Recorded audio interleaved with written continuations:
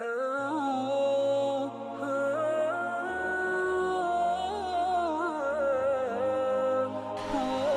باللہ من الشیطان الرجیم بسم اللہ الرحمن الرحیم واتخذ اللہ ابراہیم خلیلا صدق اللہ العظیم وصدق رسولہ النبی الکریم ان اللہ وملائکتہ یصلون علی النبی یا ایہا الذین آمنوا صلوا علیہ وسلموا تسلیما اللہم صل علی سیدنا و مولانا محمد معدن الجود والکرم وآلہ وبارک وسلم۔ تمام تعریفیں حمد و ثنا اللہ تعالیٰ جل مجدہ الکریم کے لیے۔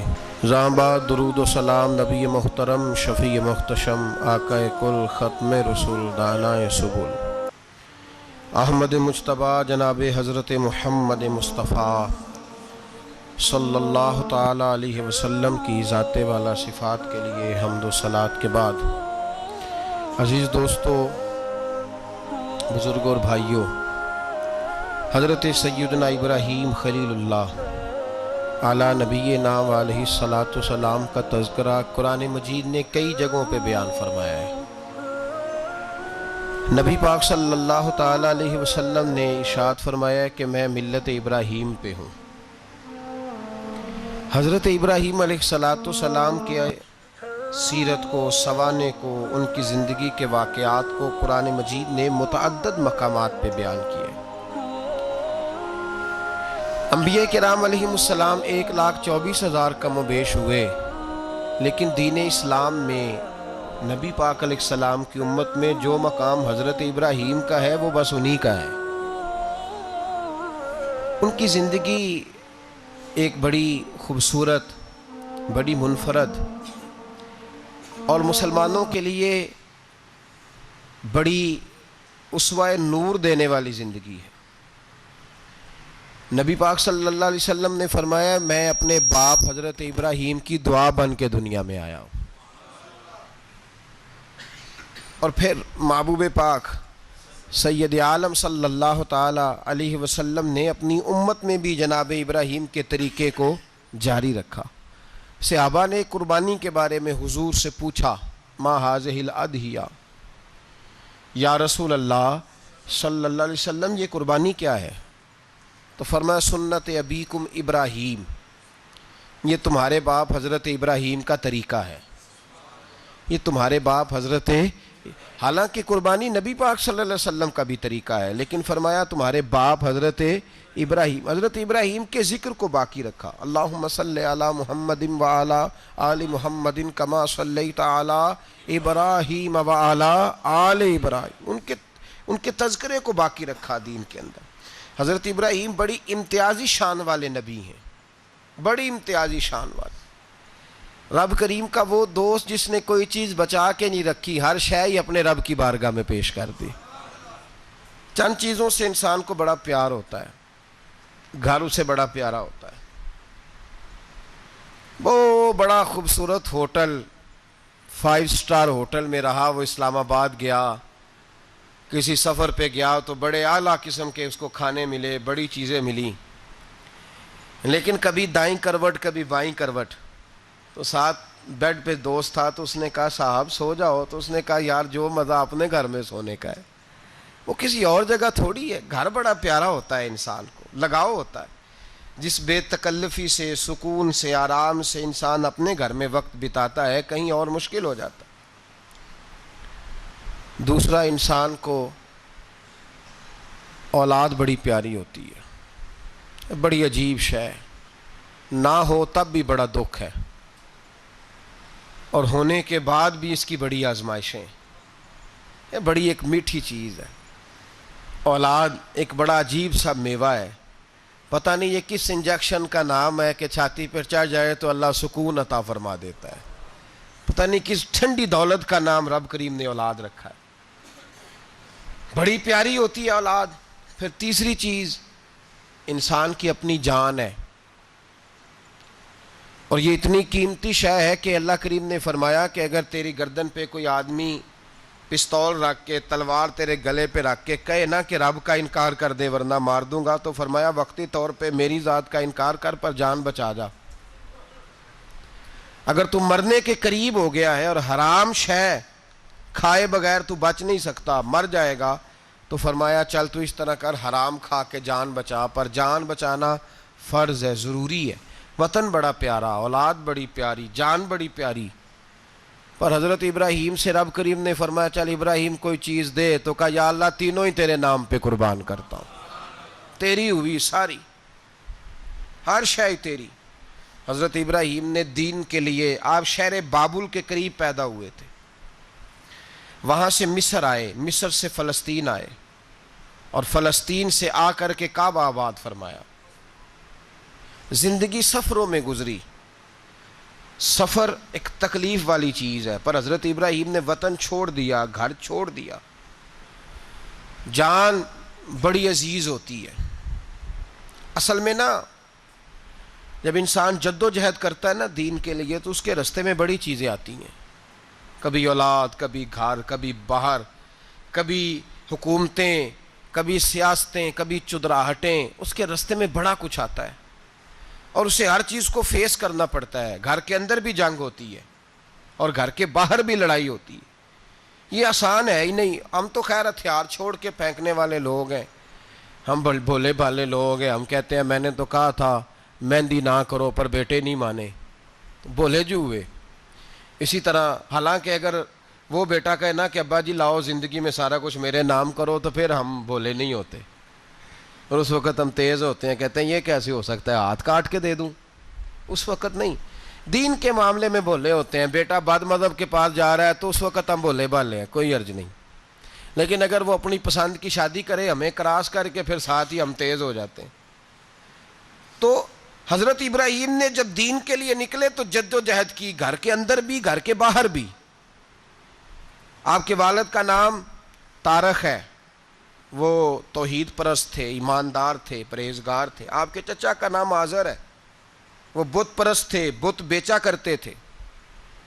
حضرت سیدنا ابراہیم علیہ السلام جب میدان عمل میں نکلے تو حضرت ابراہیم علیہ السلام نے اپنے گھر سے جہاد شروع کیا، لڑنا پڑا۔ گھر کے اصولوں سے چچا نے جو رواج بنائے ہوئے تھے اس رواج سے ٹکرائے، فرمایا میں اپنے گھر کے اندر یہ بت پرستی نہیں ہونے دیں گا۔ چچا کو ایک دفعہ نہیں بار بار 100 دفعہ سمجھایا۔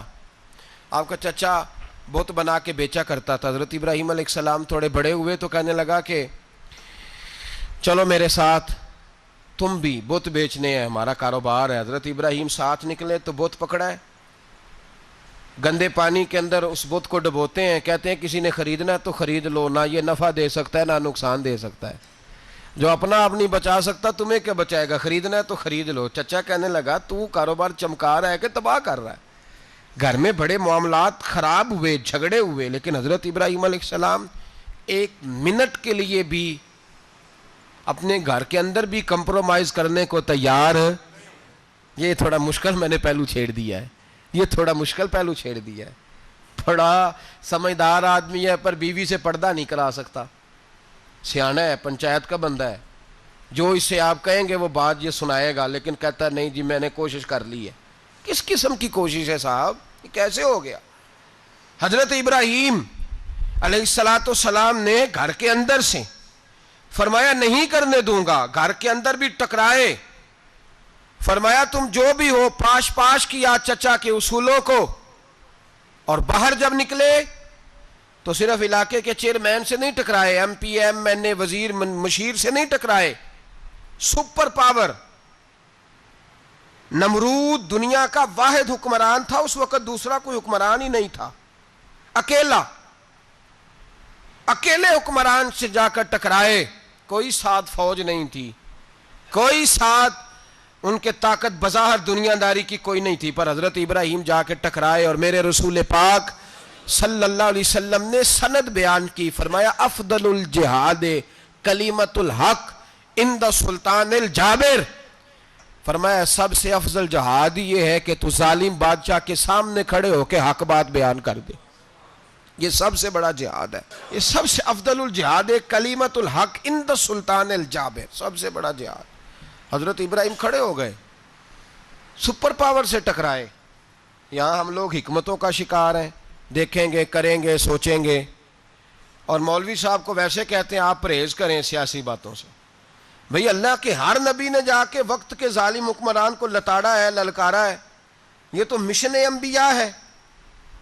حضرت سیدنا ابراہیم علیہ السلام نے جو اس کو جا کے کہا کہ تو جھوٹ بولتا ہے, تو جھوٹا ہے, تو خدائی کا دعویٰ کرتا ہے, تو بہت بڑا ظالم ہے. اور قرآن مجید نے اس ساری بات کو بیان فرمایا. حضرت ابراہیم علیہ السلام سے کہنے لگا میں رب ہوں. تو آپ نے فرمایا میرا رب تو وہ ہے جو زندہ کرتا اور مارتا ہے.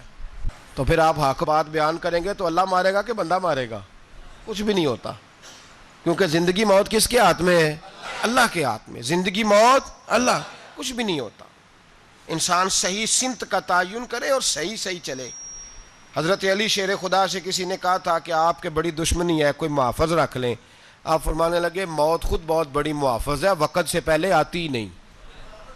بڑی محافظ ہے, وقت سے پہلے. علامہ نورانی رحمۃ اللہ تعالی علیہ کراچی جیسے شہر میں رہا کرتے تھے, جہاں گام گام پہ خطرہ تھا. لوگوں نے کہا حضرت اتنے بڑے لیڈر ہو, آپ کی جماعت کی 62 سیٹیں ہوئیں قومی اسمبلی میں, ایک ایسا وقت بھی آیا تو کوئی ایک آدمی بندوق والا. آپ فرمانے لگے مجھے ضرورت ہی نہیں, اس لیے کہ جس خدا رسول کے لیے میں نکلا ہوں وہ خود ہی حفاظت کرنے والے ہیں, ضرورت نہیں ان چیزوں. تو بھائی حضرت ابراہیم ٹکرائے, اور آپ کا انداز کیا ہے؟ جا کے کہا کہ تو نہیں, خدا وہ ہے جو زندہ کرتا. اور اس نے ایک بیوقوفوں جیسی دلیل دی. ایک آدمی کو کل پھانسی دینی تھی تو اس کو بلایا, کہنے لگا تجھے کب پھانسی ہے؟ اس نے کہا کل. کہنے لگا جا تجھے آزاد کیا, زندگی دی, اس کو چھٹی دے دی. ایک عام آدمی بیچارہ بیٹھا تھا, اس کو پکڑ کے نا کہنے لگا اس کی گردن اڑا دو. کہنے لگا دیکھ لو میں بھی زندہ کرتا اور مارتا ہوں, وہ جو کل مرنے والا تھا میں نے زندہ کر دیا ہے, اور جس کو پتہ ہی نہیں تھا کہ میں نے مرنا ہے اسے پکڑ کے میں نے مار دیا ہے. یہ بیوقوفوں جیسی دلیل ہے. حضرت سیدنا ابراہیم علیہ السلام چاہتے تو اسی وقت دلیل توڑ دیتے کہ تو کیا بیوقوفوں جیسی بات کر رہا ہے, اگر تو زندگی دیتا ہے تو مرے ہوئے میں جان ڈال کے دے جس کو تو نے مارا ہے. لیکن حضرت ابراہیم نے دیکھا کہ بیوقوف ہے, بیوقوفوں سے بحث نہیں ہوتی, دلیل بدل لی جاتی ہے, ان کی عقل کے مطابق بات کی جاتی ہے. حضرت ابراہیم فرمانے لگے میرا رب وہ ہے جو سورج مشرق سے نکالتا ہے اور مغرب میں غروب کرتا ہے. تو اگر رب ہے تو تو مغرب سے نکال کے مشرق میں غروب کر. فبہت الذی کفر, کافر لاجواب ہو گیا, اس کے پاس اس چیز کا کوئی جواب نہیں تھا. علامہ اسماعیل حقی نے خوبصورت فقرہ لکھا ہے, خوبصورت, جان ڈال دی ایک جملہ کہہ کے. حضرت سیدنا علامہ اسماعیل حقی رحمۃ اللہ علیہ فرمانے لگے چونکہ نمرود بیوقوفوں جیسی باتیں کر رہا تھا, اگر وہ یہ کہہ دیتا نا کہ میں سورج کو نکالتا ہوں مشرق سے, میں غروب کرتا ہوں معاذ اللہ مغرب میں نکالتا ہوں, تو آپ اپنے رب سے کہیے کہ وہ مغرب سے نکال کے مشرق میں غروب کرے.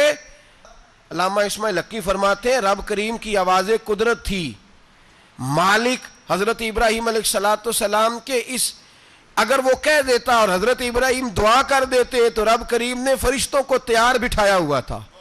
فرمایا اگر یہ کہہ دے میرے خلیل سے کہ سورج مغرب سے نکال کے مشرق میں غروب کرنا ہے تو تیار رہنا, جس طرح خلیل کہیں گے ویسے ہی کر دیں گے. واتخذ اللہ ابراہیم خلیلا, ابراہیم ہمارا دوست جو ہوا, جیسے کہے گا ویسے کر دیں گے. حضرت سیدنا ابراہیم علیہ السلام کی باتوں کا جب جواب نہ دے سکا, دلیل نہیں بندہ دیتا, پھر لڑائی کرتا ہے, پھر جھوٹے موٹے اعتراض کرتا ہے.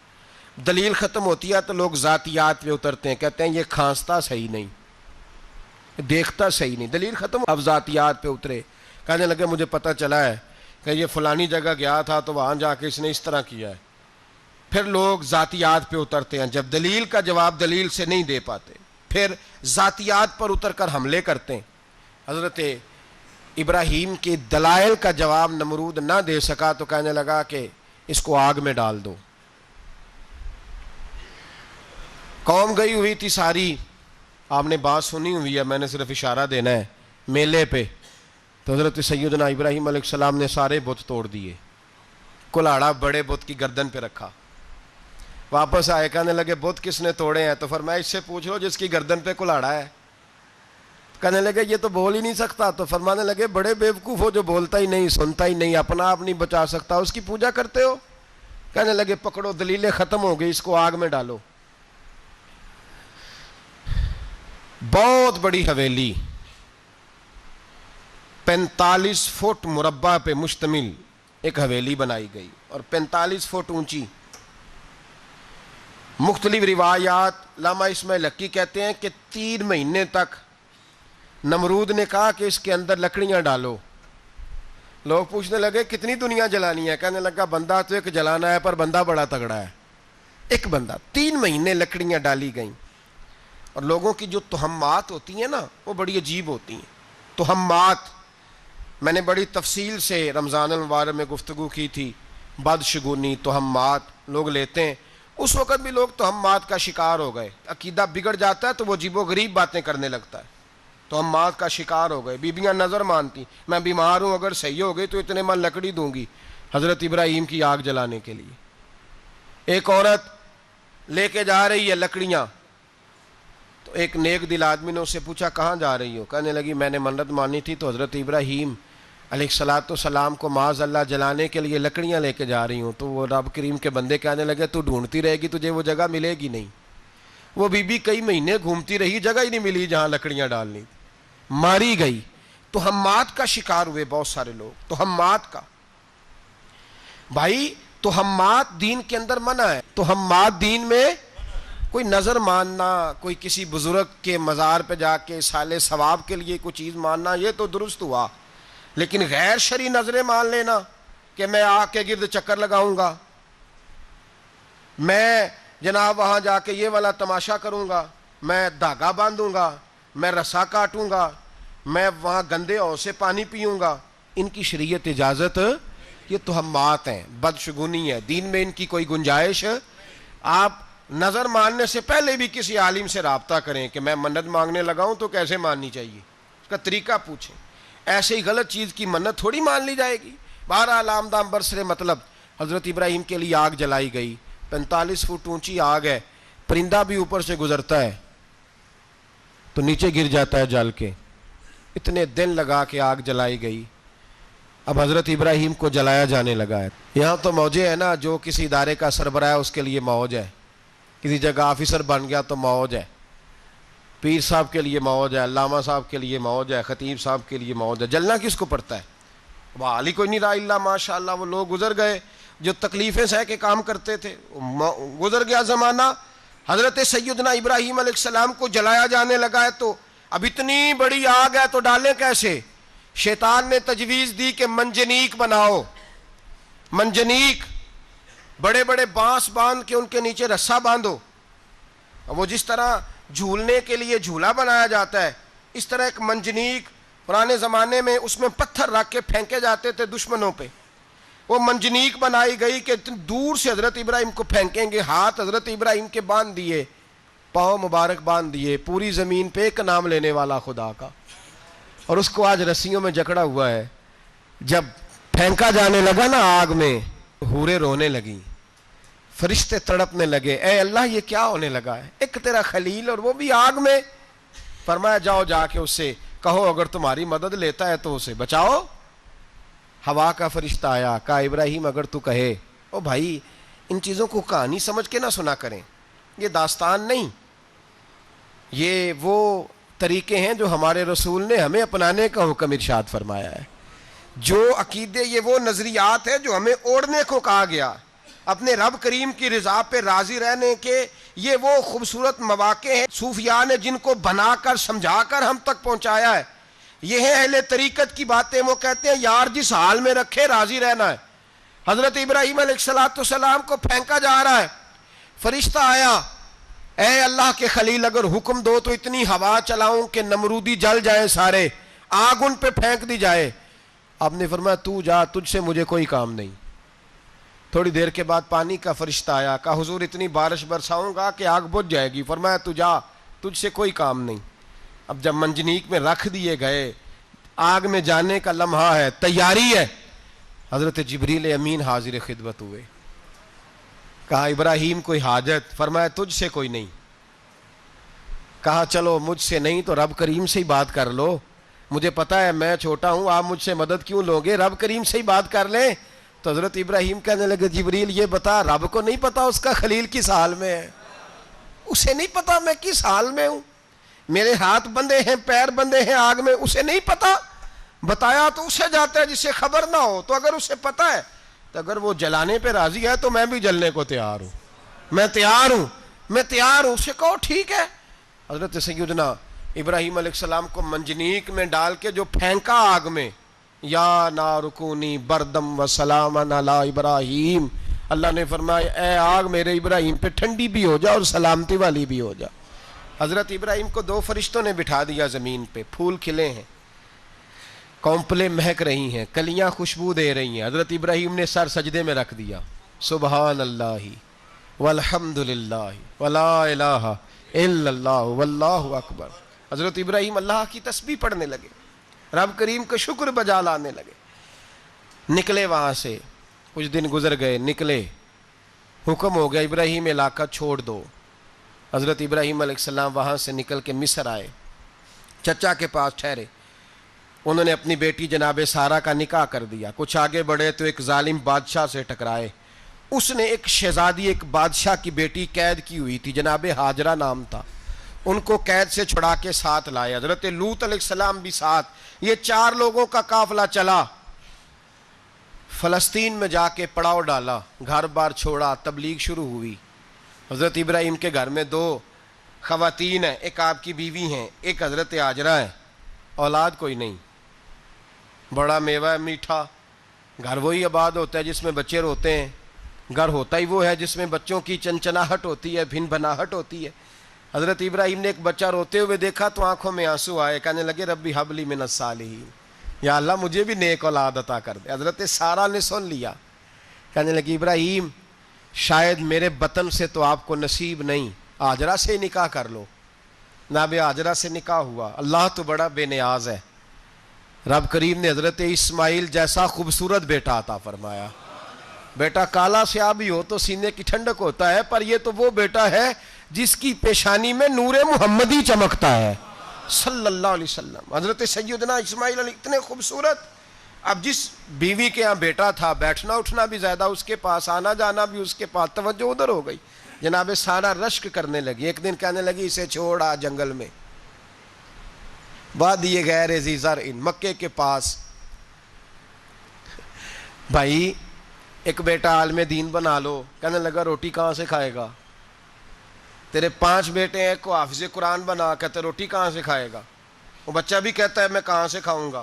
حضرت ابراہیم علیہ السلام تو چند مہینے کا بچہ چھوڑ آئے، تو کہاں سے روٹی کھائی حضرت اسماعیل نے؟ کہاں سے کھائی ان کی اماں نے روٹی؟ بھوکے مر جاتے ہیں یہ سارے۔ میں بڑی ذمہ داری سے کہا کرتا ہوں کہ جتنی خوبصورت روٹی اللہ کریم دین کے خادموں کو عطا کرتا ہے شاید کسی اور کے نصیب ہوتی ہو، لیکن ہم لوگ توجہ ہی نہیں کر رہے، ہمارا ذوق ہی نہیں بن رہا، ہم یہ محنت ہی نہیں کر رہے کہ قوم کو مستند علماء کی ضرورت ہے، علاقوں کے علاقے خالی ہیں، ادھر ہمارا مزاج ہی نہیں بن رہا، توجہ ہی نہیں دین کی خاطر۔ اور پھر چلے بچے تو بعد کی بات ہے نا، جو ابھی خود جوان ہے وہ بھی یہ دعا، ایک صاحب مجھے کہنے لگے میں دعا مانگ رہا ہوں اللہ مجھے بیٹا دے تو میں اسے دین پہ لگاؤں گا، تو میں نے کہا آپ بھی بوڑھے نہیں ہوئے، آپ خود ہی لگ جائیں، بیٹا تو ابھی آئے گا تو لگے گا نا، تو آپ تو اس وقت ہے تو آپ تو پہلے لگے نا صاحب، 2 گھنٹے تو نکال کے آئیں، دین سیکھنے کو کافی ہے۔ آپ اتنی لمبی سوچ رہے ہیں کہ بچہ آئے گا تو بڑا ہوگا تو وہ جائے گا تو دیکھی جائے گی، ابھی تو آپ ہیں تو آپ تو آؤ۔ حضرت ابراہیم نے بچہ وہاں چھوڑا۔ یہاں سے جو عمرہ کرنے لوگ جاتے ہیں نا، جو حج کرنے جاتے ہیں، ان کو پتہ ہے کہ وہاں دنیا کی ہر نعمت ملتی ہے، پھر بھی ڈبل ٹرپل پیسے لوگ جیبوں میں ڈال کے جاتے ہیں۔ حضرت ابراہیم جب وہاں لے کے گئے تو کوئی انسان نہیں تھا، پانی کا قطرہ نہیں تھا، 2 کلو کھجوریں، ایک مشکیزہ، بیوی کو تھمایا۔ ہمارے گھر میں ہزاروں چیزیں پڑی ہیں، لیکن وہ جو توکل ہے نا وہ ختم ہو گیا ہے۔ اللہ دے گا، حلال حلال پہ قناعت کرے، جائز جائز پہ بھروسہ کرے، رب کریم عطا کرنے والا ہے، وہ مزاج ختم ہو گیا۔ حضرت سیدنا ابراہیم علیہ السلام 2 کلو کھجوریں، 1 مشکیزہ پانی کا دے کر کے، اور وہاں بٹھایا آپ نے اپنے بچے کو اور اپنی زوجہ جناب ہاجرہ کو اور بٹھا کر کے یہ واپس پلٹنے لگے تو حضرت ہاجرہ سلام اللہ علیہ نے آواز دی، کہا ابراہیم کس کے سہارے پہ چھوڑ کے جا رہے ہو؟ جہاں آب زمزم کا کنواں ہے نا، جو لوگ گئے ہیں جنہوں نے صفا مروہ کی صحیح کی ہے، صفا مروہ سے باہر نکلے نا، سرکار کی ولادت کا مقام ہے، اس جگہ پہ آب زمزم کا کنواں تھا، وہاں حضرت سیدنا ہاجرہ کو بٹھایا، کوئی چیز نہیں، کوئی درخت نہیں، کوئی کھیت نہیں، کوئی پانی نہیں، کوئی کنواں نہیں، وہاں بٹھایا اور بٹھا کر کے نکلنے لگے تو جناب ہاجرہ فرمانے لگی ابراہیم کس کے سہارے پہ چھوڑ کے جا رہے ہو؟ کہنے لگی اللہ کے سہارے پہ۔ تو پاک باز بی بی نے ایک لفظ پوچھا، کہا ابراہیم یہ میرے رب کا حکم ہے، یہ میرے بس جن کا عقیدہ توحید مضبوط ہو ان کے لیے ایک جملہ کافی ہوتا ہے، یہ میرے اللہ کا حکم ہے۔ تو جناب ابراہیم علیہ السلام فرمانے لگے ہاجرہ ہاں رب کا حکم ہے۔ جب یہ لفظ کہے تو چاہیے تھا نا حضرت ابراہیم تسلی دیتے، تو بی بی صاحبہ تسلی دینے لگی، عرض کرنے لگی ابراہیم اگر اللہ کا حکم ہے تو پھر آپ ہماری فکر نہ کرنا، اگر یہ رب کا حکم ہے تو پھر ہماری فکر نہ کرنا، جس رب نے ہمیں یہاں تک پہنچایا ہے وہ ہمیں کبھی بھی ضائع نہیں فرمائے گا، پھر فکر نہ کرنا۔ حضرت ابراہیم آ گئے، بات آپ نے سنی ہوئی ہے، اشارہ کرنا مقصود ہے۔ 13 سال میں چلے مان بھی لیا جائے بعض روایات کی روشنی میں کہ آتے جاتے بھی رہے، لیکن مکمل دیکھ بھال اپنے بچے کی پرورش میں پورا حضرت ابراہیم علیہ السلام کا کردار، سارا کردار ماں کا تھا۔ میں جب خواتین کے بارے میں کوئی بات کرتا ہوں تو میں آپ کو اکثر کہتا ہوں کہ یہ صرف بیوی کے لیے حکم نہیں ہوتا، یہ ٹریننگ بیٹی کو دینی ہے اور بہن کو دینی ہے، یہ تربیت کریں اپنے گھر میں۔ میں تجربے کی روشنی میں یہ بات عرض کیا کرتا ہوں کہ بھائی بچے باپ کے فرما بردار اس وقت ہوتے ہیں جب اماں انہیں باپ کا فرما بردار کرتی ہے، اور بچے باپ کے نافرمان بھی تب ہوتے ہیں جب اماں انہیں باپ کا۔ میں نے اپنے کانوں سے سنا ایک دفعہ ایک بچہ اپنے باپ سے کہہ رہا ہے آپ نے تو ساری زندگی باہر گزار دی، پیسے کمانا کون سا مشکل کام ہے، دکھ سکھ تو سارے اماں نے برداشت کیے، سکولوں میں وہ جاتی تھی، فلانا کام وہ کرتی تھی، فلانا کام۔ اب یہ سوچ اس کی ذاتی تو نہیں، یہ اس کو دی گئی ہے، اور اگر اس کو یہ سوچ دے دی جائے کہ اماں کہے کہ میں تو اپنوں میں رہی ساری زندگی، میں نے تو اپنوں میں وقت گزارا، اور تیرا باپ تو کئی دفعہ جنازے بھی نہیں پڑھ سکا، اس نے تو ماں باپ ایسے دفن کر دیے، وہ اگر یہ سوچ فراہم کرے تو پھر بچہ باپ کا فرما بردار ہوتا ہے۔ اور یہ والی روایتیں ہم بیوی کو سناتے ہیں، حالانکہ کس کو سنانی چاہیے؟ بولیے، بہن اور بیٹی کو، بہن اور بیٹی کو سنائیں یہ باتیں، ان کو سمجھائیں تاکہ آگے جا کے وہ جو گھر ترتیب دیں وہ گھر بڑا عمدہ اور نکھرا ہوا ہو۔ حضرت سیدنا ابراہیم 13 سال کے بعد آئے، چونکہ گھر میں اللہ تبارک و تعالیٰ کی دوستی کا چرچا تھا، اللہ تبارک و تعالیٰ کی محبوبیت کا غلبہ تھا۔ 13 سال کے بعد فلما بالغ معہ السعی، بیٹا جب اتنا بڑا ہوا کہ سال چلنے لگا تو حضرت ابراہیم نے اپنے بیٹے کو بلا کے کہا بیٹا مجھے خواب آئی ہے، میں تجھے ذبح کر رہا ہوں، تیری کیا رضا ہے؟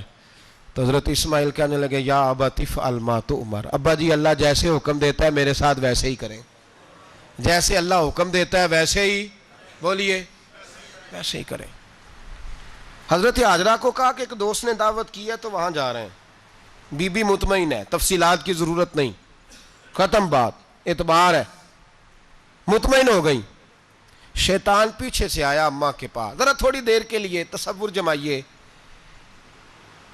یہاں تو پڑوسن آ کے کوئی بات بتا دیتی ہے خاوند کے بارے میں تو کئی مہینے جھگڑا جاری رہتا ہے، پڑوسن محلے دار، شیطان نے آ کے بتایا لفظ کیا ہے؟ کہا حضرت تمہیں پتہ ہے کہاں جا رہے ہیں؟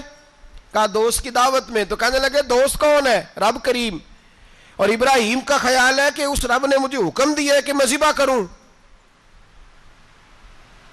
تو حضرت ہاجرہ کہنے لگی کبھی باپ بھی بیٹے ذبح کرتے ہیں؟ شیطان کہنے لگا ان کا خیال ہے کہ ان کے رب نے حکم دیا ہے۔ تو جناب ہاجرہ فرمانے لگی اگر رب نے حکم دیا تو پھر تو مجھے شیطان لگتا ہے، تو مجھے شیطان لگتا ہے۔ کہا کیا مطلب؟ فرمانے لگی اگر رب کریم کا حکم ہے تو میرے پاس ایک اسماعیل ہے، اگر 1000 بھی ہوتے میں سارے اللہ کے راستے میں پیش کر دیتی، مالک کا ہی تو ہے سارا کچھ، اسی کا ہے، اس میں لیت اللہ کی کیا گنجائش؟ حضرت سیدنا ابراہیم علیہ السلام نے بیٹے کے حلق پہ چھری رکھ بھی دی اور چھری چلا بھی دی، رکھ بھی دی اور وہ تو اللہ کریم نے فرمایا یا ابراہیم قد صدقت الرؤیا، ابراہیم تو نے خواب سچا کر دکھایا، وہ قیامت تک تیرا نام رہے گا۔ حضرت ابراہیم نے وطن بھی دیا، جان بھی دی، بیٹا بھی، اللہ کریم نے دمبے دیے، فرمایا یہ فدیہ ہے۔ اب یہ قربانی قیامت تک حضرت ابراہیم کے طریقے کے مطابق جاری ہے۔ حضرت ابراہیم بہت بڑے مہمان نواز تھے، بہت بڑے۔ آپ جب مصر میں قیام تھا تو بڑے بڑے لمبے چوڑے لنگر پکتے تھے، لوگ آیا جایا کرتے تھے، بڑا تفصیل کے ساتھ کھانا ہوتا تھا۔ مہمان نوازی آپ کی خاص صفت مبارکہ ہے۔ ہمارے ہاں بھی مہمان نوازی ہوتی ہے امیروں کی، بلکہ اب تو مہمان نوازی اس طرح کی ہے کہ کل تیری میرے پاس دعوت ہے اور پرسوں میری تیرے پاس ہے۔ وہی امیروں میں وہ چکر رہتا ہے، پارٹیاں دوست ایک دوسرے کو ڈالتے ہیں، تیری طرف پارٹی تیری طرف، اور اسی انداز میں اب یہ عید آئے گی نا، ٹکا پارٹیاں ہوں گی جگہ جگہ، اور لوگ سوال پوچھنے لگے ابھی سے، کہتے ہیں قربانی کا کتنا گوشت گھر رکھنا جائز ہے؟ قربانی کا کتنا گوشت گھر رکھنا جائز ہے؟ سارا ہی جی، اس لیے فریزر لے لے، فریج سے نہیں کام چلے گا، سارا ہی جہاز گھر رکھنا سارا ہی جائز ہے، رکھ لیں۔ او خدا کے بندے، قربانی وہ بندہ دیتا ہے جو سارا سال ہی گوشت کھاتا ہے، صحیح کہہ رہا ہوں؟ قربانی صاحب نصاب، صاحب استطاعت بندہ دیتا ہے نا، تو وہ سارا سال ہی گوشت، تو سارا گھر میں رکھنا بھی جائز ہے، لیکن سارا دے دینا بھی۔ تو جو آ رہی ہے اس پہ کیوں توجہ کرتے ہو؟ جو دوسرا جائز ہے اس پہ کیوں نہیں عمل کرتے؟ سارا تقسیم کر دیں، بات ختم ہوئی۔ یقین کریں، محرم میں جا کے دوست ٹیلی فون کر کے سوال پوچھتے ہیں، کہتے ہیں صاحب سنا ہے قربانی کا گوشت محرم میں کھانا جائز نہیں۔ میں کہ نہیں، ربیع الاول چ بھی جائز جے، رجب رمضان تک کھاؤ، کوئی بندہ نہیں منع کرتا، اس لیے کہ کسی کو دینا تو پسند ہی نہیں۔ یا پھر اس میں سے جو خاص خاص چیزیں ہیں وہ اپنی فریج میں، اور باقی جو ہے وہ دوسروں کے لیے۔ یہ کیا طریقہ ہے ہمارا؟ اور اسی پہ عمل ہے۔ اللہ تبارک و تعالی ہمیں سمجھنے کی توفیق عطا فرمائے۔ حضرت ابراہیم بہت بڑے مہمان نواز تھے، صرف قربانی نہیں دیتے تھے، سارا سال بہت سارا لنگر، بہت سارا کھانا پینا، بہت ساری چیزیں جاری رہتی تھیں۔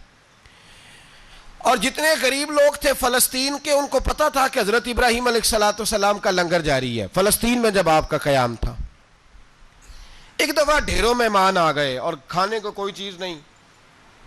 حضرت سارہ اور جناب ہاجرہ دونوں اس وقت موجود تھیں۔ وہ کہنے لگی ابراہیم بہت سارے مہمان آ گئے ہیں تو کیا کریں؟ جناب سارہ کہنے لگی کس طرح کر کے ان کی مہمان نوازی کرنی؟ اور حالات یہ ہیں کہ قحط پڑا ہوا ہے فلسطین میں، مصر میں، دور دراز علاقوں میں۔ تو حضرت ابراہیم کہنے لگے یہ اللہ کے مہمان ہیں اور ہمیں رب کریم کا بندہ سمجھ کے آ گئے ہیں، اللہ ہی بندوبست کرے گا۔ فرمانے لگے میرا مصر میں ایک دوست ہے، وہ قحط کے دنوں میں غلہ جمع کر لیتا ہے، میں اس کی طرف پیغام بھیجتا ہوں، مجھے امید ہے وہاں سے غلہ ملے گا۔ 2 3 5 اونٹ والے غلام بلائے اور ان کو کہا کہ جاؤ غلہ لے آؤ مصر کے دوست سے۔ وہ لوگ کہتے ہیں ہم غلہ لینے گئے، وہاں جب پہنچے تو حضرت ابراہیم خلیل اللہ علیہ السلام کا پیغام دیا تو آپ کا وہ دوست کہنے لگا غلہ تو بے شمار تھا، مجھے خبر نہیں تھی کہ حضرت ابراہیم کا پیغام آئے گا، تو میں تو سارا تقسیم کر چکا ہوں، لوگ لے گئے، اب تو کوئی شے نہیں۔ اب وہ خالی آ گئے، 5 کے 5 اونٹ۔ جب خالی آئے تو حضرت ابراہیم کی حویلی کی دیواریں چھوٹی چھوٹی تھیں، ان غلاموں میں سے، خادموں میں سے، آپ کے ان چاہنے والوں میں سے ایک کہنے لگا یار وہ غریب تو انتظار کر رہے ہوں گے کہ غلہ لینے گئے ہیں، ہمیں روٹی ملے گی۔ چھوٹی چھوٹی دیواریں ہیں، وہ جب دیکھیں گے نا خالی آ گئے تو انہیں تکلیف ہوگی، اس طرح کرو بوریوں میں ریت بھر لیتے ہیں، ریت بھر کے لے جاتے ہیں، بعد میں اندر رکھ کے انہیں سمجھا بہلا لیں گے یا حضرت ابراہیم کو بتائیں گے، وہ خود ہی ان لوگوں کی دل جوئی فرمائیں گے۔ اب غلہ کی جگہ ریت بھر کے اونٹوں پہ رکھ کے لائی گئی، لا کے بوریاں جب رکھ دی گئیں، حضرت ابراہیم علیہ السلام دوپہر کے وقت آرام فرما رہے تھے، بی بی سارہ اٹھی، کہتی ہیں جب میں نے دیکھا نا کہ بوریاں پہنچ گئی ہیں تو گئی، غلام کو ساتھ لیا اور اس کو جب کھولا نا تو کہتی اتنی حسین گندم میں نے پہلے کبھی دیکھی نہیں تھی، اتنا پیارا دانہ میں نے کبھی ملاحظہ ہی نہیں کیا تھا۔ فرماتی ہیں جب اس کو پیس کر چکی میں روٹیاں پکائیں تو خوشبو دور دور تک پھیل گئی، اعلیٰ غذا بنی، بڑے بڑے کھانے بیویوں نے مل کے پکائے، چن دیے گئے۔ حضرت ابراہیم اٹھے تو لوگ کھانا کھا رہے، سجدہ شکر ادا کیا، اور جب سجدے میں گئے تو وہی آنے لگی، پھر رونے لگے جب پلٹ کر باہر تشریف لائے تو جناب سارا کہنے لگی ابراہیم تمہارا مصری یار بڑا اچھا ہے، اس نے اتنی اعلیٰ گندم بھیجی ہے کہ اتنی تو میں نے پیاری گندم کبھی دیکھی نہیں۔ جناب ابراہیم مسکرائے، فرمانے لگی سارا یہ مصری یار نے نہیں بھیجی، یہ میرے عرشی یار نے بھیجی ہے، یہ میرے عرشی یار نے بھیجی ہے۔ بھائی مہمان نوازی مزاج تھا، ہاتھ لٹا دینا مزاج تھا، دوسروں کی اشک شوئی مزاج تھا۔ حضرت ابراہیم علیہ السلام کا طریقہ ہے قربانی، حضور نے ان کا طریقہ بیان کیا۔ اگر سال کے بعد قربانی دینا ان کا طریقہ ہے تو سارا سال غریبوں کو روٹی دینا بھی حضرت ابراہیم کا طریقہ ہے، سارا سال غریب کی نوکری کرنا یہ بھی حضرت ابراہیم کا طریقہ ہے، بھوکے کو کھانا کھلانا یہ بھی۔ میرے مصطفیٰ کریم سید عالم صلی اللہ علیہ وسلم سے صحابہ نے پوچھا حضور بہترین مسلمان کون ہے؟ بہترین مسلمان؟ تو حضور نے فرمایا جو سلام لینے میں پہل کرے اور غریب کو روٹی کھلانے میں سب سے اچھا ہو، وہ بہترین مسلمان ہے، زبردست مسلمان۔ ہمارے ہاں دعوتیں ہوتی ہیں تو امیروں کی، افطاریاں ہیں تو امیروں کی، اور میرے مصطفیٰ کریم علیہ السلام نے فرمایا بدترین دعوت ہے جس میں امیر بلائے جائیں غریب نہ بلائے جائیں، وہ بدترین دعوت۔ حضرت ابراہیم کا طریقہ رہا ساری زندگی مہمان نوازی۔ اور دوسرا ان کا مزاج تھا، اللہ سے پیار ہو گیا تھا نا، جب رب کریم سے محبت ہوتی ہے نا اور محبت کا احساس ہوتا ہے دل میں، پھر سجدے لمبے ہوتے ہیں۔ عام آدمی تو نماز بھی نہیں پڑھ سکتا، اسے خدا سے محبت ہوتی ہے وہ تہجد بھی نہیں چھوڑ سکتا۔ وہ یہ محبت کی بات ہے نا، جس کو پیار ہوتا ہے اس کی تہجد بھی ہے، اس کی اشراق بھی ہے، چاشت بھی ہے، اس کے عمرے بھی ہیں، اس کے حج بھی ہیں، اس کے بار بار کعبۃ اللہ کے دیدار بھی ہیں۔ یہ محبت الہی ہے، جوش مارتی ہے۔ ان لوگ سجدہ کرتے ہیں تو اٹھتے ہی نہیں، اللہ کے بندوں سے پیار کرتے ہیں اللہ کی۔ حضرت ابراہیم کو رب کریم سے اتنی محبت تھی، اتنا پیار تھا کہ وہ آپ کی زندگی کے ہر پہلو سے چھلکتا تھا۔ ایک وقت ایسا آیا کہ اللہ تعالیٰ نے حضرت ابراہیم کو بہت زیادہ مال عطا فرمایا، اتنے اونٹ گنے نہیں جاتے، گائیں اتنی زیادہ کہ شمار نہیں ہوتی، بکرے بکریاں اتنی زیادہ کہ شمار، بہت زیادہ مال اللہ نے عطا فرمایا۔ اور ابھی کچھ عرصہ پہلے آپ پیچھے جائیں نا تو جو لفظ مال تھا وہ روپے پہ تو بولا ہی نہیں جاتا تھا، وہ جانوروں پہ بولا جاتا تھا۔ بہت زیادہ مال اللہ نے دیا، بکریاں گائیں اونٹ بیل بڑا کچھ۔ تو رب کریم نے فرشتوں سے فرمایا کہ واتخذ اللہ ابراہیم خلیلا، ابراہیم میرا دوست ہے۔ تو فرشتے کہنے لگے یا اللہ جسے اتنا کچھ دیا جائے اس نے دوست تو بننا ہی ہوتا ہے، تو نوازا ہی بڑا ہے، اتنا مال، اتنے کھیت کھلیان، اتنا کچھ۔ اللہ کریم نے فرمایا جاؤ آزمائش کر لو، امتحان لے لو۔ فرشتہ امتحان لینے پہنچ گیا۔ حضرت ابراہیم کے جانور چر رہے ہیں چراگاہ میں، حضرت ابراہیم بھی ہیں، غلام بھی ہیں، بہت بڑا ریوڑ ہے، آپ تشریف فرمائیں۔ ایک فرشتہ آیا تو کھیت میں چھپ کے بیٹھ گیا اور بلند آواز سے کہنے لگا سبحان اللہ والحمد للہ ولا الہ الا اللہ واللہ۔ یہ تسبیح بڑی پسند ہے، محبوب نے ان کی فضیلت بیان کی۔ اب وہ حضرت سیدنا ابراہیم علیہ السلام کھڑے تھے تو وہ کھیت میں بیٹھ کے تسبیح پڑھنے لگا سبحان اللہ والحمد للہ ولا الہ الا اللہ۔ حضرت ابراہیم کہنے لگے یہ میرے رب کا نام کون لے رہا ہے، بڑی اس کی میٹھی آواز ہے، بڑی کون ہے؟ ڈھونڈنے لگے، گھومتے گھومتے اس کے پاس چلے گئے، فرشتہ انسانی شکل میں، تو میرے رب کا ذکر کر رہا تھا؟ اس نے کہا میں ہی کر رہا تھا۔ فرمانے لگے یار ایک دفعہ پھر نہیں کرتا؟ تو کہنے لگا ابراہیم پہلے تو میں اپنی مرضی سے کر رہا تھا، تو کہتا ہے تو پیسے لگیں گے، پیسے ہیں تو کر دیتا ہوں۔ حضرت ابراہیم کہنے لگے بول تو کیا لے گا، میرے اللہ کا ذکر سنانے کا کیا لے گا؟ کہنے لگا جتنی بکریاں آپ چرا رہے ہیں ساری دے دے تو میں اللہ کا ذکر سنا دیتا ہوں۔ آپ نے فرمایا بس جا تیری ساری ہوئی میرے رب کا ذکر سنا۔ اور پھر شروع ہو گیا سبحان اللہ الحمدللہ ولا الہ الا اللہ واللہ اکبر۔ حضرت ابراہیم علیہ السلام کیف میں یار پھر ذرا سنا، نا علما وچ پھسا سانو تو یار دی گل سنا سانو، ذرا دوبارہ سنا۔ پھر سنایا، ایک دفعہ پھر کہا، فرشتہ کہنے لگا بس جی آپ کے پیسے پورے ہو گئے۔ حضرت ابراہیم کہنے لگے چل ایک دفعہ اور سنا۔ کہنے لگا پیسے لگیں گے، تو کیا لے گا؟ کہنے لگا گائیں بھینسیں ساری میری۔ فرمایا بس یار اتنی قیمت، تو سنا صحیح، سارا کچھ ہی تیرا۔ پھر شروع ہو گیا سبحان اللہ والحمدللہ ولا الہ الا اللہ واللہ اکبر۔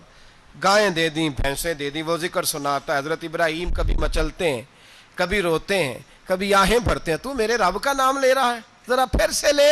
کیف جاری ہے. کہنے لگا بس بھائی. حضرت ابراہیم فرمانے لگے تو اور لے لے جو لینا ہے, مجھے ذکر سنا. اس نے کہا ابراہیم بکریاں میں لے چکا, گائے بھینسے میں لے چکا, اونٹ رہ گئے, سارے لے لوں گا پھر ذکر سناؤں گا. فرمایا جا تیرا ہوا تو ذکر سناتا رہ, میں دیتا ہوں. دے دیا. کچھ دیر ذکر کیا تو اب خاموش ہو گیا. حضرت ابراہیم خلیل اللہ علیہ السلام فرمانے لگے ذکر سنا. کہنے لگا ابراہیم اب تیرے پاس دینے کو کیا ہے, ہر چیز تو میں لے چکا. آپ فرمانے لگے یہ گائے بھینسے بکریاں چرانے کے لیے تجھے کوئی نوکر ملازم بھی تو چاہیے نا. تو اس طرح کر, مجھے رکھ لے, میں روٹی نہیں مانگوں گا, کھانا نہیں مانگوں گا, تو اللہ کا ذکر سناتا رہنا, میں تیرے جانوروں کی نوکری کرتا رہوں گا. حضرت ابراہیم علیہ السلام نے جب یہ کہا نا, فرشتے کی آنکھوں میں آنسو آ گئے. تر دامنی پہ شیخ ہماری نہ جائیے, ہم دامن نچوڑ دیں تو فرشتے وضو کریں. فرشتہ رو پڑا اور کہنے لگا ابراہیم مجھے سینے سے لگاؤ, آپ واقعی اس قابل ہیں کہ اللہ آپ کو اپنا دوست بنائے, واقعی اس قابل ہیں کہ رب آپ کو اپنا. حضرت ابراہیم علیہ السلام کا خدا سے محبت کرنے کا نرالا انداز. اور میرے بھائی یہی محبت انہیں میرے مصطفیٰ سے بھی تھی. ایک نبی گھر بنا رہا ہے, دوسرا بنوا رہا ہے. حضرت اسماعیل علیہ السلام پتھر اٹھا اٹھا کے لا رہے ہیں, جناب ابراہیم بنا رہے ہیں. جب خانہ کعبہ بن گیا تو کہنے لگے ربنا وابعث فیہم رسولا, اے اللہ اب اسے بسانے کے لیے اپنا آخری رسول بھی عطا فرما. نبی پاک فرماتے ہیں میں دعا ہوں حضرت ابراہیم کی. یہ قربانی حضرت ابراہیم کا طریقہ ہے. حضور نے اگرچہ نبی پاک کی اپنی سنت تھی, یہ بھی کہہ سکتے تھے سنتی و سنت ابیکم ابراہیم, میری سنت ہے اور تمہارے باپ ابراہیم کی سنت ہے. یہ نہیں فرمایا. جب صحابہ نے کہا قربانی کیا ہے, فرمایا سنت ابیکم ابراہیم, یہ تمہارے باپ ابراہیم کی سنت ہے. ہر صاحب نصاب پر قربانی واجب ہے. جو زکوٰۃ کا نصاب رکھتا ہو اس پر قربانی واجب ہے. یعنی ضروریات سے زیادہ اتنے پیسے, جتنے پیسوں سے زکوٰۃ فرض ہوتی ہے, اتنے پیسے جس آدمی کے پاس قربانی سے پہلے پہلے آ جائیں اس آدمی پر قربانی کرنا واجب ہے. بکرا, چھترا, دمبا 1 سال کا یا دمبا 6 مہینے کا ہو پر اتنا بڑا محسوس ہوتا ہو کہ لگے کہ 1 سال کا ہے, اس کی قربانی ہو سکتی ہے. جانور میں کوئی عیب نہیں ہونا چاہیے, اتنا کمزور نہ ہو کہ ذبح جہاں اسے کرنا ہے وہاں وہ چل کے جا نہ سکے, اتنا کمزور جانور نہ ہو, اس کے اندر بظاہر کوئی اتنا بڑا نقص نہ پایا جاتا ہو, کانا نہ ہو, لنگڑا نہ ہو, کوئی اس کی ہاتھ نہ کٹے ہوئے ہوں, ایسا نقص جو واضح ہو. بکرا 1 سال کا, گائیں اور بھینس یہ 2 سال کی, اونٹ 5 سال کا. اب اس میں یہ ہے کہ ہمارے بہت سارے دوست, چونکہ ہم دیہاتی لوگ ہیں, تو پوچھتے ہیں کہ دوندا نہیں ہے تو چوگا نہیں ہے. تو یہ ہماری پنجابی کی اصطلاحات ہیں, پنجابی کی.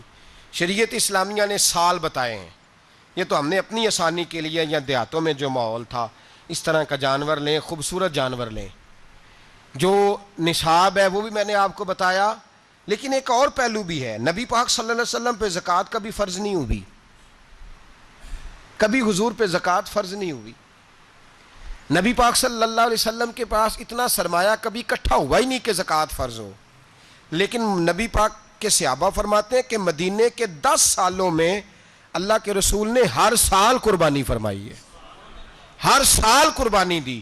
اور جس سال حضور حج کرنے گئے اس سال اللہ کے نبی نے 63 اونٹ ذبح فرمائے. اور حضور صلی اللہ علیہ وسلم جب اونٹ ذبح کرنے لگتے نا تو صحابہ کہتے ہیں اونٹ خود دوڑ کے حضور کے سامنے آ کے لیٹ جاتا, اور نبی پاک اسے ذبح کرتے اور فرماتے ہیں ایک دوسرے کو دھکے دیتے اونٹ کے, پہلے میں نے جانا ہے ذبح ہونے کے لیے, پہلے میں نے. انہیں پتا تھا کہ جو مصطفیٰ کے ہاتھوں ذبح ہوگا وہ تو دائمی زندگی پا جائے گا, یہاں بھی وہاں بھی زندہ. 63 اونٹ ذبح کیے. ایک اونٹ میں کتنی قربانیاں ہوتی ہیں؟ 7. اب 63 کو 7 سے ضرب دو گے تو کتنی بنے گی؟ اور پھر نبی پاک صلی اللہ علیہ وسلم نے 10 سال مدینہ منورہ میں قربانی دی, ہر سال. اب وہ 63 اونٹ, ایک اونٹ میں 7 قربانیاں, ہر سال یہاں قربانی. اور مولا علی شیر خدا فرماتے ہیں نبی پاک 2 قربانیاں دیتے. میں نے کہا حضور 2 جانور ذبح کر رہے ہیں آپ, تو حضور نے فرمایا ایک میری طرف سے, ایک میری امت کی طرف سے, غریبوں کی طرف سے. اور حضرت علی کو حضور نے وصیت فرمائی تو 2 دیا کرے گا. یا رسول اللہ صلی اللہ علیہ وسلم میں غلام ہوں, خادم ہوں. حضور نے فرمایا علی ایک تو نے اپنی دینی ہے، ایک میری طرف سے دینی ہے. 2 قربانیاں. مولا علی نے بھی ساری زندگی 2 قربانیاں دی. حضرت علی بھی مال کے نصاب نہیں تھے، اپنا مکان ہی نہیں تھا، کوئی کاروبار نہیں تھا، کئی دن فاقے رہتے تھے، پر قربانیاں کتنی دیتے تھے؟ 2. ہمارے پاس ویسے اگر سسرال میں، میکے میں، کزنوں میں کچھ شادی ہو جائے تو 50-60 ہزار کا خرچہ برابر ہے، وہ پکا ہے. اور قربانی کی باری غریب ہو گئے، سارے غریب ہو گئے. کہتے نہیں یہاں مشکل ہے. او خدا کے بندے، اللہ کے ساتھ تجارت کر، اس کے رستے میں 1 دے گا، رب تجھے 70 گنا اضافہ کے ساتھ عطا فرمائے گا. قربانی مال کے نصاب پہ ہے. کوشش کیا کریں کہ اللہ کے رستے میں جب دینا ہو پھر لیت اللہ سے بچیں. خوبصورت جانور لائیں جن کو اللہ نے توفیق دی ہے. ان کے لیے نصیحت ہے جن کو اللہ نے توفیق دی. میں نے اپنے حضرت صاحب کو دیکھا ہے، وہ کہتے تھے کئی جانور اللہ نے بڑا نوازا ہے. کہتے ایک میرا ہے، ایک میرے ماں کا، ایک میرے باپ کا ہے، ایک میرے فلاں استاد صاحب کا، ایک میرے پیر صاحب کا ہے. یہ جانور غوث اعظم جیلانی کا نام کا دے رہا ہوں. اور پھر ایک بڑا خوبصورت جانور بندھا ہوتا اور حضرت خود ان کو چارہ ڈال رہے ہوتے. تو حضور یہ کیا ہے؟ فرمانے لگے یہ میں رسول اللہ کے نام پہ قربان کروں گا، یہ نبی پاک کے نام پر قربان کیا جائے گا. جن کو اللہ نے حیثیت دی ہے وہ کوشش کریں اپنے محبوب کی طرف سے بھی قربانی کریں. نبی پاک کے نام کی قربانی دے. خوبصورت سا جانور پیارا، پھر اس کی خدمت ہو، پھر اس کی قربانی دی جائے اور نبی پاک کے نام پر قربانی دی جائے. حضور نے خود وصیت فرمائی حضرت ابو بکر صدیق کو. قربانی بڑا حسین عمل ہے اور میرے نبی پاک صلی اللہ علیہ وسلم نے ناراضگی بھی فرمائی. ذرا خوگر حمد سے تھوڑا سا گلا بھی سن لے. میرے حبیب نے فرمایا جو طاقت کے باوجود قربانی نہ کرے وہ ہماری عیدگاہ میں عید کی نماز پڑھنے نہ آئے، وہ نہ آئے.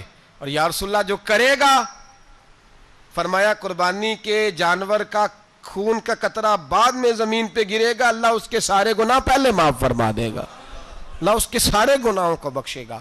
قربانی کریں، خوبصورت انداز میں کریں، اللہ کی رضا کے لیے. بزرگوں نے لکھا ہے 3 حصے کرو گوشت کے. ایک گھر میں رکھو، ایک رشتہ داروں میں بانٹو، پڑوسیوں میں بانٹو، اور تیسرا فقط غریبوں کو دو. لیکن میں اکثر یہ سوچتا ہوں کہ ہمارے ہاں قربانی کرتا ہی وہ ہے جن کے گھر میں ہر جمعرات کو چھوٹا گوشت پکتا ہے اور جن کے گھر میں ہفتے میں 3 دفعہ مرغی کا گوشت پکتا ہے. وہی تو قربانی دینے کے قابل ہوتے ہیں.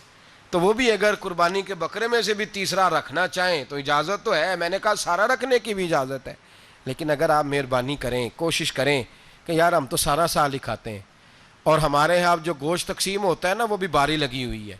ادھر سے پلیٹ آئی تھی گوشت کی تو ادھر سے بھر کے چلی گئی. بھئی اس نے کی ہے، اس کو بار بار گوشت دینے کا کیا مطلب ہے؟ آپ یہ دیکھیں عزیزوں میں، رشتہ داروں میں، اور میں اگر تھوڑا سا آپ کی توجہ کرانے میں کامیاب ہو جاؤں تو سفید پوش لوگوں کو دیکھیں.